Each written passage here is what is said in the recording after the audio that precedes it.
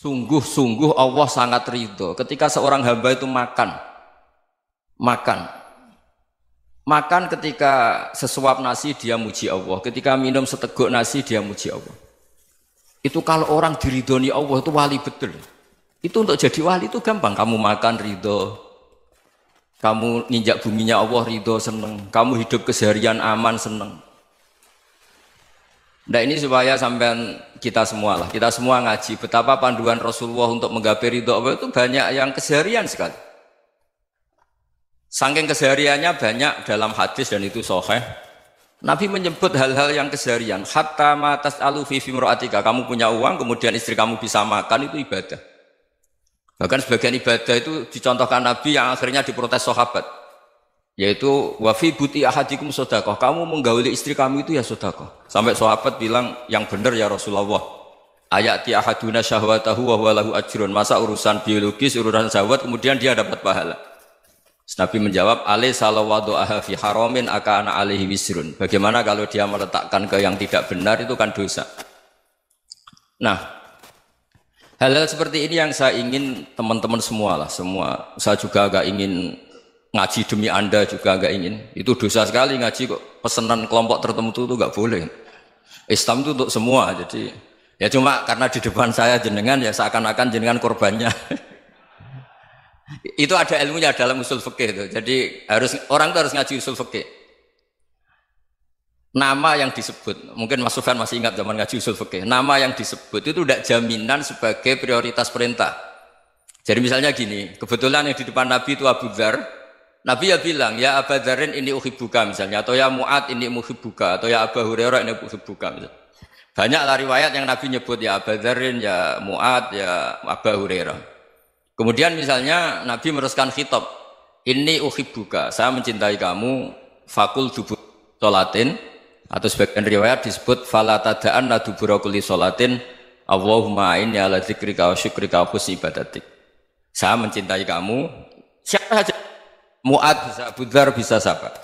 Saya mencintai kamu, mohon kalau habis sholat kamu jangan lupa wiridan Allahumma a'inni ala dzikrika wa syukrika wa husni ibadatik. Ya Allah, tolong kami permudah supaya mudah ingat engkau.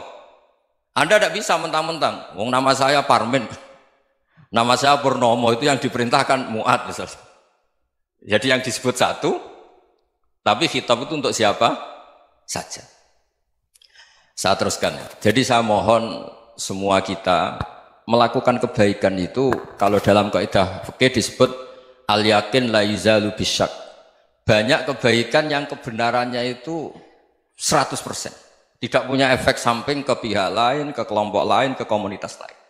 Yaitu tadi misalnya Anda makan dan itu murah sekali, hanya butuh satu piring. Setiap punyaan kamu muji Allah, setiap minum kamu muji Allah. Itu redaksinya Rasulullah SAW disebut Allah sangat ridho ketika seorang hamba makan, kemudian dia memuji Allah. Atau minum, kemudian dia muji Allah. Logikanya gampang, negara seperti ini yang kamu harapkan bentuknya kayak apa, mertua, ipar, komunitas, tetangga. Itu nyata terjadi itu kan belum pasti. Sementara yang mesti terjadi adalah kamu butuh makan, kalau tidak mati.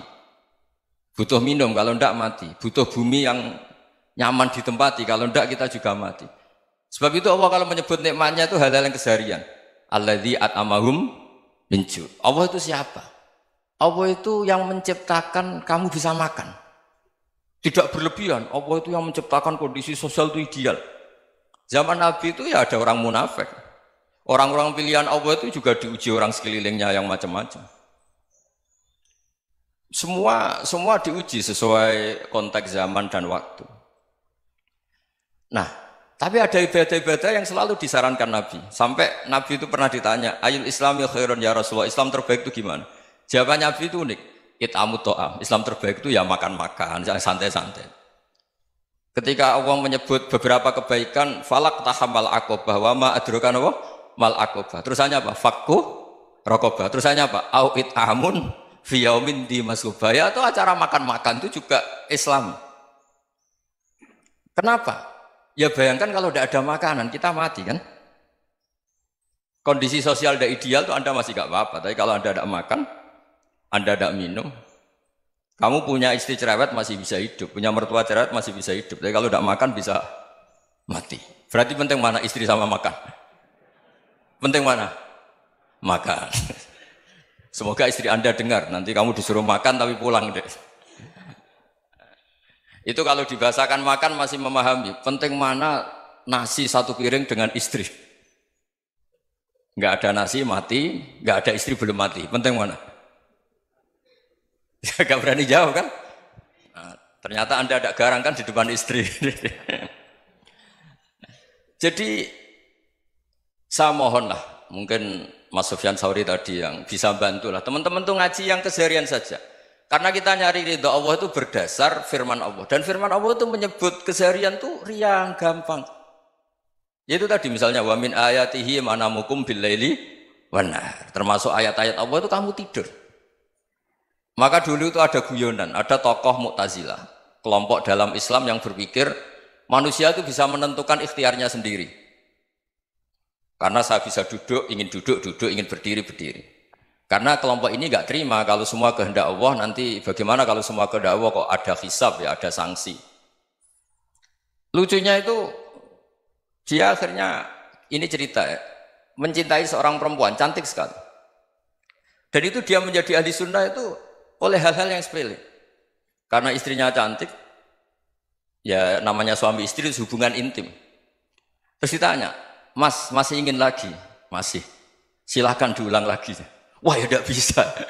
Katanya manusia bisa menentukan yang diinginkan. Itu tobat itu. Itu nggak bisa ditobatkan Mas Sufyan Ats-Tsauri. Orang cantik yang mudah nobatkan orang itu orang cantik. Segampang itu.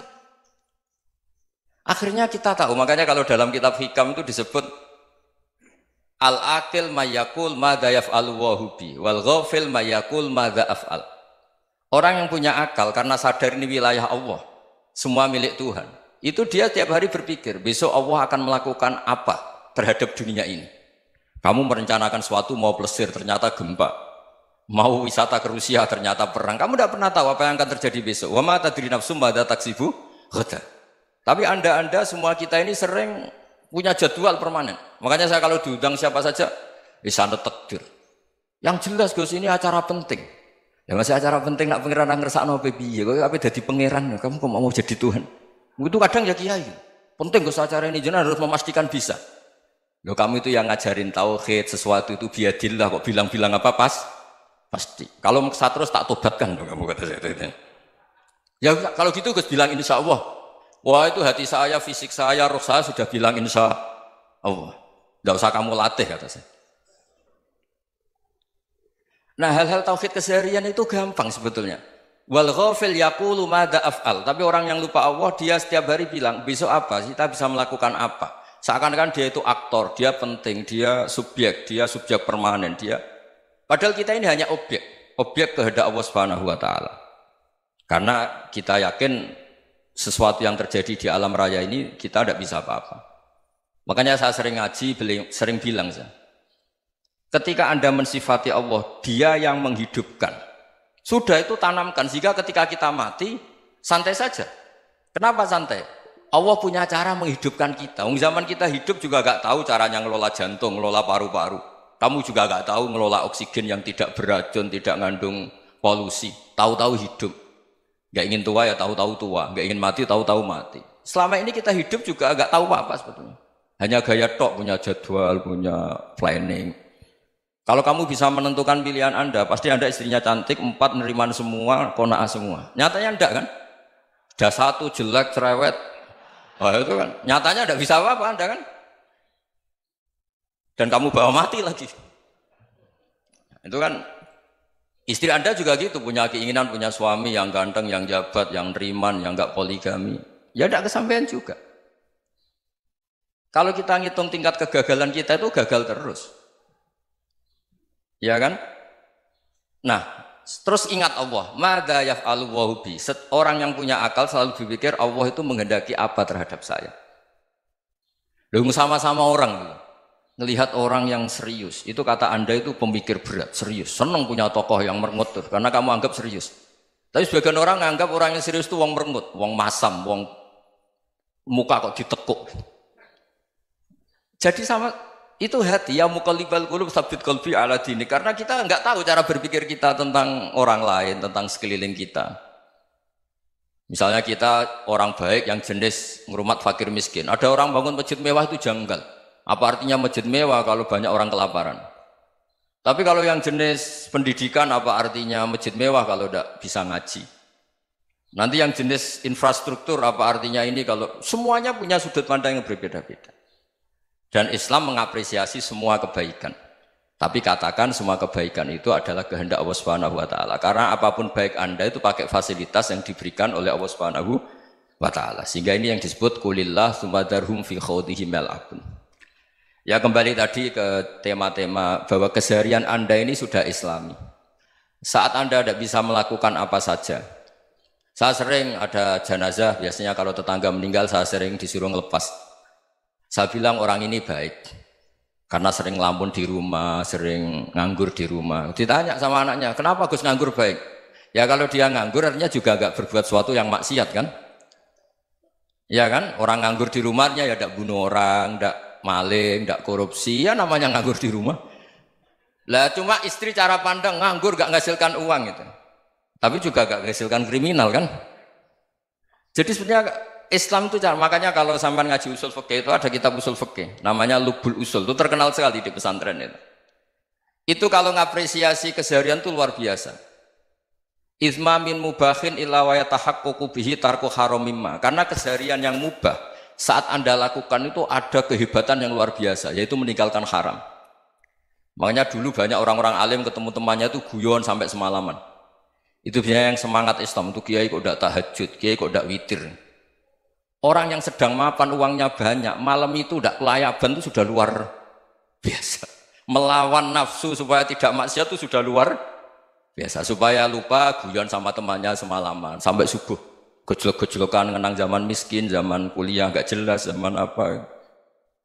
Melihatnya jangan tarkut tahajud. Seperti ini meninggalkan tahajud, tapi meninggalkannya ini talkul muharramat. Jadi kayak apa hebatnya? Sehingga Imam Ghazali punya riwayat yang agak unik. Hatta takuna ibadatu akhiri hadil ummah iku an-naum. Sehingga suatu saat ibadah terbaik umat ini itu tidur. Itu kan riwayat kontroversi. Ketika Imam Ghazali tanya, kenapa iya? Kenapa kamu mulai keluar dari rumah itu sudah banyak maksiat? Melihat perempuan yang enggak mahram, melihat fenomena. Tapi kalau kamu tidur itu enggak melihat apa-apa. Tapi juga kamu jangan menganggap tidur itu ibadah betul. Saatnya melakukan fardu ain malah masih tidur. Tapi itu sudut pandang yang menjadikan kita Islam itu gampang. Jadi saat Anda tidak bisa aktivitas apa-apa, misalnya ada beberapa orang yang lumpuh. Lumpuh itu memang nggak bisa Jumatan, nggak bisa ibadah, tapi dia juga nggak bisa maksiat. Tidur itu memang Anda saat itu tidak bisa tahajud, tidak bisa witir, tapi saat itu ada zina, ada maling, tidak gosipkan orang, tidak bully orang, tidak menanamkan kebencian, tidak hasud. Sehingga tidur menurut Allah Ta'ala wa min ayatihi manamukum billaili apa? Wan-nahar. Karena di tidur itu selain ada unsur istirahat, jaga kestamina, juga ada unsur meninggalkan beberapa keburukan. Nah saya mohon ibadah yang keseharian ini kita jaga. Supaya kita semua baca ayat itu fasih. Fasih itu tertanam di hati. Allah itu siapa? Alladzi at'amahum min ju'i wa amanahum min khauf. Dan Allah kalau cerita di Quran itu anna sababnal ma'a sabba tsumma syaqaqnal ardha wa syaqqa fa ambatna fiha habba wa inaba wa qadba wa zaituna wa nakhla wa hada'iqa hulba. Kamu tahu saya ini siapa kata Allah? Saya ini adalah Tuhan yang menurunkan air, kemudian ada tanaman banyak. Habba wa inaba wa qadba, ada zaitun, ada tin, kalau orang Jawa mungkin ada tela, ada padi, ada mangga, ada pisang. Sudah. Wa inaba wa zaituna wa nakhla wa hada'iqa hulba. Ada perkebunan yang lebat.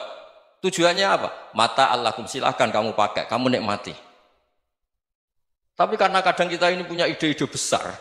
Tadi untuk syukur saja nunggu punya istri riman, rumah baik, tetangga baik, komunitas baik, semuanya baik baru syukur.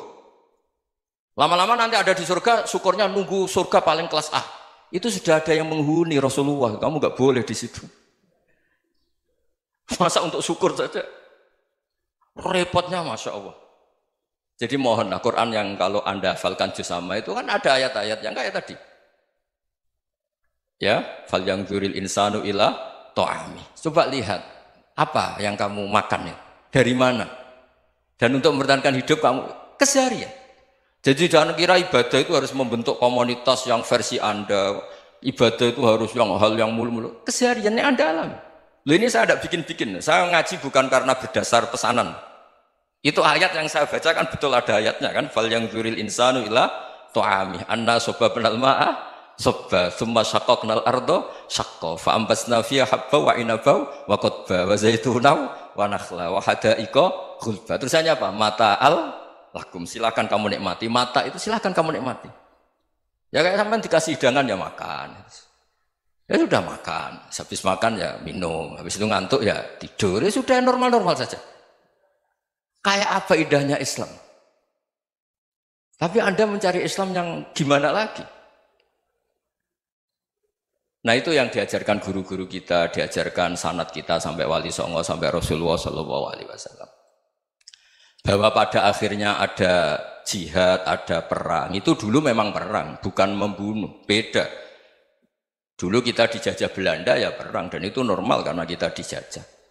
Jadi ketika orang lain ingin baik sama kita, wa in ahadum minal musyrikin astajaruka ya fajirhu hatta yasma'a kalam Allah. Kalau mereka ingin baik ya kita baik. Makanya ada istilah musta'man, mu'ahad. Kalau mereka ingin damai, berdampingan dengan kemajmukan ya itu yang lebih baik. Karena memang Islam menghormati proses perdamaian. Wa in janahu lis-salmi ya fajnah lah. Kalau ingin damai ya kita harus